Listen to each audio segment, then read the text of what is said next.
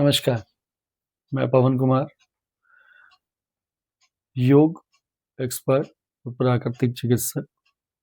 आज का जो विषय है हमारा, वह है साइनोसाइटिस अर्थात नासिका से संबंध एक ऐसा विकार जिसमें हमारी नासिका के छिद्रों का किसी भी रूप में बंद हो जाना, उसमें सूजन आ जाना, व्यक्ति की आवाज़ का भारी हो जाना आदि होता है, जिसमें व्यक्ति अपना स्वाद, सुगंध में अंतर नहीं कर पाता। सिर दर्द भी रहता है। कई बारी जुकाम लगातार बना रहता है और कभी-कभी बुखार भी हो जाता है। कई केसेस में हमने ये भी देखा है कि नासिका के अंदर जो हड्डी के आसपास जो मांस होता है, वह भी बढ़ जाता है। तो इन सभी कारणों से नाक में लगातार पानी आते रहना, साँस लेने में तकलीफ होना, सिर में दर्द होना आदि होता है।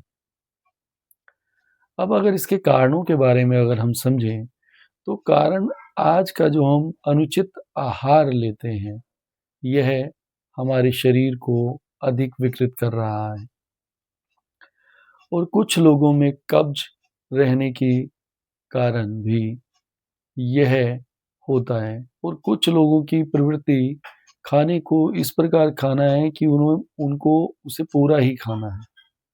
वो अपनी भूख को शांत करने के लिए नहीं, अपने स्वाद के लिए इतना ठूस-ठूस कर भोजन करते हैं कि वह उनके लिए एक समस्या का कारण बन जाता है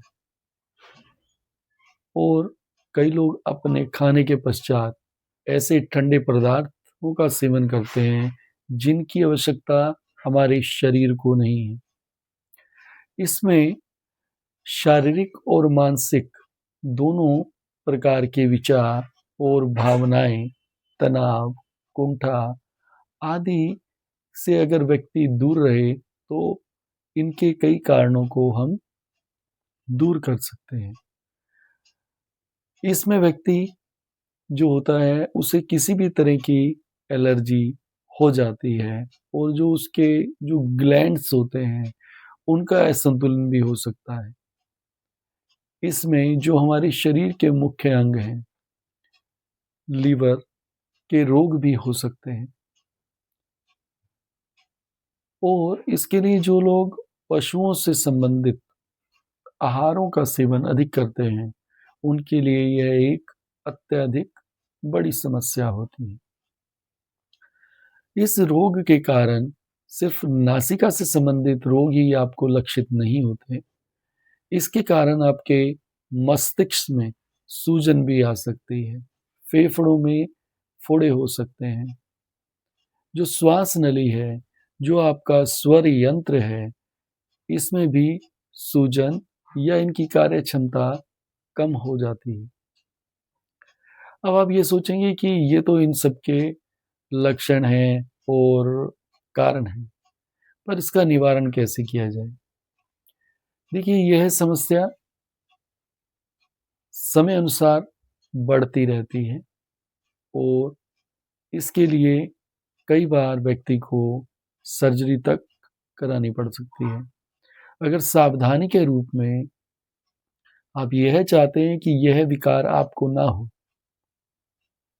तो सबसे पहले आपको पूरे वर्ष भर में जैसे हमारे 12 महीने होते हैं, उसी प्रकार हमें लगभग प्रत्येक महीने में, प्रत्येक माह में 2 दिन का अपक्व आहार या उपवास पद्धति जो प्राकृतिक चिकित्सा के अनुसार बताई जाती है, उसका पूर्ण अपने जीवन में लाने का प्रयत्न करें। और जब आप उपवास करें, तो उसके अंदर नींबू के पानी का रस का उपयोग अधिक करें और उपवास करें। इसके अलावा जितने भी प्रकार की सब्जियाँ हैं, उन सब का सेवन करें। सूप के रूप में कर सकते हैं, जूस के रूप में कर सकते हैं, उन्हें कच्चा खा सकते हैं। तो यह अपक्वाहार की श्रेणी में आता है। और इसी के साथ आप कुछ फलों का भी नियमित उपयोग कर सकते हैं, जो इसमें लाभदायक होता है। पर इसमें केले से संबंधित कोई भी पदार्थ आपको नहीं लेने चाहिए। कुछ समय के लिए केले को और उससे बने पदार्थों को आपको छोड़ना चाहिए। किसी भी प्रकार का फैटी फूड या जंक फूड जो आज की जीवन शैली में हम लोगों ने अपने आप में शामिल कर लिया है, तो उन पदार्थों को भी आपको छोड़ना चाहिए। तली भुनी चीज़ों से परहेज़ रखना चाहिए, क्योंकि ये कफ़ को बढ़ा देंगे। जब कफ़ आपके शरीर में बढ़ जाएगा तो नाक से संबंधित रोग और बढ़ जाएँगे। इस रोग के अंदर वैसे ही गंध का अनुभव नहीं होता है, और अगर इसमें लगातार जुकाम बना रहे तो ये आपके शारीरिक विकारों को बढ़ा देता है, क्योंकि वो पूरा शरीर से निकलता नहीं है और आपकी नासिका में पानी की मात्रा को या पानी गिरते रहने की संभावना को बढ़ाए रखता है। अत्यधिक मसालों का भी सेवन नहीं करना चाहिए, और हमें विटामिन ए और सी का अधिक उपयोग करना चाहिए अपने आहारों के द्वारा। इसमें प्याज और लहसुन इसका लगातार अपनी आहार में उपयोग करें।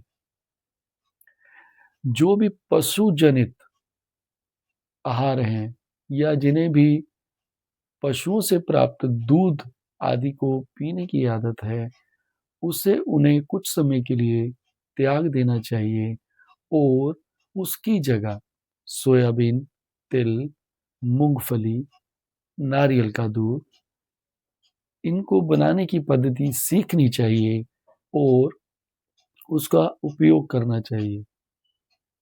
और शरीर को सही संतुलन में रखने के लिए आपको नमक और सफ़ेद चीनी का उपयोग लगभग बंद कर देना चाहिए, क्योंकि यह दोनों पदार्थ आपके शरीर में उन सभी कारणों की जननी बन जाते हैं, जिनसे शरीर में कई तरीके के रोग उत्पन्न होते हैं। अब अगर आप ये सोचें कि इसका उपयोग जो है, हम इन पदार्थों का उपयोग करें कि हमारा शरीर और मन काफ़ी अच्छा हो जाए, और प्राकृतिक चिकित्सा में हम ऐसा क्या करें कि वह हमारे इस रोग को कम कर दे। तो सर्वप्रथम इसके लिए आप प्राकृतिक चिकित्सा में मिट्टी की चिकित्सा का लाभ ले सकते हैं। इसके लिए आप अपने पेट पर गीली पट्टी लगा सकते हैं मिट्टी की, जिसे मड पैक कहा जाता है। और अनीमा आपको 1 दिन छोड़कर रोज़ लेना चाहिए। जल नीति का उपयोग हर रोज़ करना चाहिए। जल नीति के पश्चात किसी अच्छे योग शिक्षक के द्वारा सूत्र नीति का भी अभ्यास करना सीखना चाहिए। और आपको अगर पानी की चिकित्सा में कहा जाए, तो पानी की चिकित्सा में आप हॉट फुट बाथ और आर्म फुट बाथ ले सकते हैं।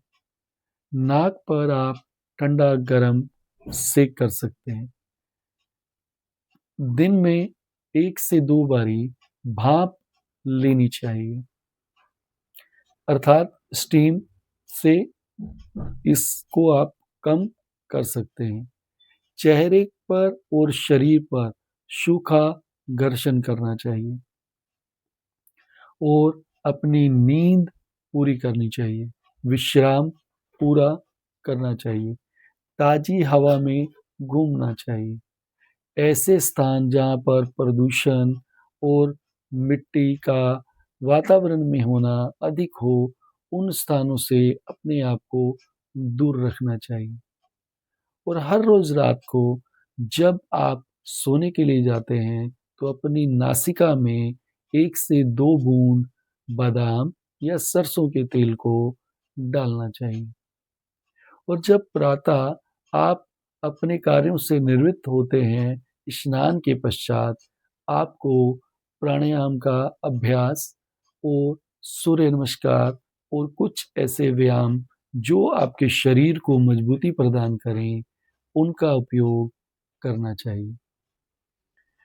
इसमें सबसे अच्छा प्राणायाम अनुलोम-विलोम है। दूसरा सूर्यभेदी है। इन दोनों का नित्य उपयोग करें और भुजंगासन, योग मुद्रा, शवासन, शशांकासन, गोमुखासन आदि क्रियाएँ जो अगर आप इन्हें दिन प्रतिदिन अपनी गतिविधियों में शामिल करते हैं, तो यह जो समस्या है जिसके बारे में आज हम बात कर रहे हैं, साइनोसाइटिस, इसको आप कम कर सकते हैं और सावधानीपूर्वक अपने पूरे जीवन को अच्छा रख सकते हैं। और अगर आप एक्यूप्रेशर में इसके लिए सोचते हैं कि आपको क्या करना चाहिए, तो आयुर्वेदिक एक्यूप्रेशर में जो नासिका का संबंध है, अर्थात जो गंध का संबंध है, वो हमारे धरातल अथवा पृथ्वी तत्व से संबंधित है। तो इसके लिए जो आपका दायाँ हाथ है, उसकी जो रिंग फिंगर है, इसको आप दिन में 10 से 15 बारी इस प्रकार ऊपर से नीचे और नीचे से ऊपर दबाते रहें। जब यह प्रक्रिया आप दिन में 10 से 15 बारी करेंगे, तो यह आपके शरीर में कफ से संबंधित जो रोग हैं, उनको कम करने में प्रयासरत रहेगी। और दिन में 3 से 4 बारी ये जो उँगलियों और अंगूठों के अग्रभाग हैं, इन्हें आप इस प्रकार हल्का-हल्का दबाया करें। यह करने से आपके शरीर में साइनोसाइटिस से संबंधित जो लक्षण हैं और जो समस्या है, इसको आप कम कर पाएँगे और सावधानी पूर्वक इसे नियमित कर पाएँगे। इसके आप ऊपर आप नियंत्रण पा पाएँगे। मुझे उम्मीद है मेरे द्वारा दी गई जानकारी आपके जीवन में उपयोगी रहेगी और अधिक जानकारी के लिए आप हमसे संपर्क कर सकते हैं। हमारा वेब पेज www.deshdarshan.org है। आप इस पर जाकर और अधिक जानकारी के लिए हमसे संपर्क कर सकते हैं। आपका आभार।